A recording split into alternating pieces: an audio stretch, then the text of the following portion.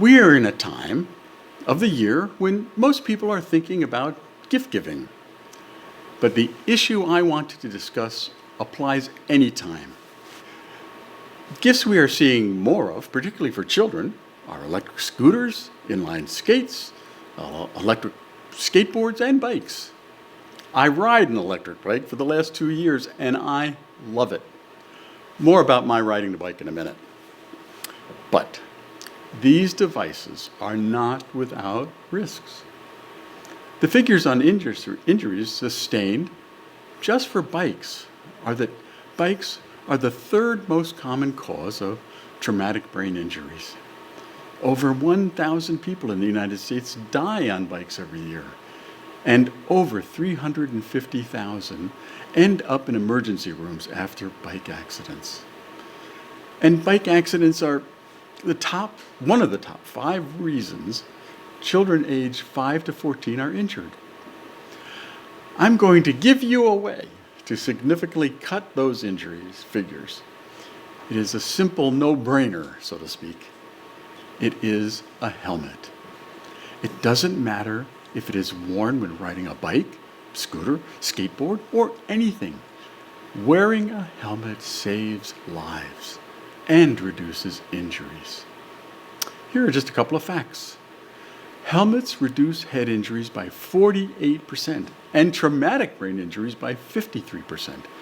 And fatalities are reduced by more than a third. These are just a couple of the results. There are many more. Now, remember I mentioned that I ride a bike.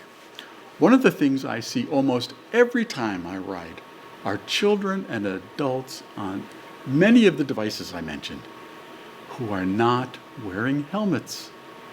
The Journal of the American Medical Association reported that less than 50% of people in emergency rooms for head injuries after accidents on electric bikes were not wearing helmets.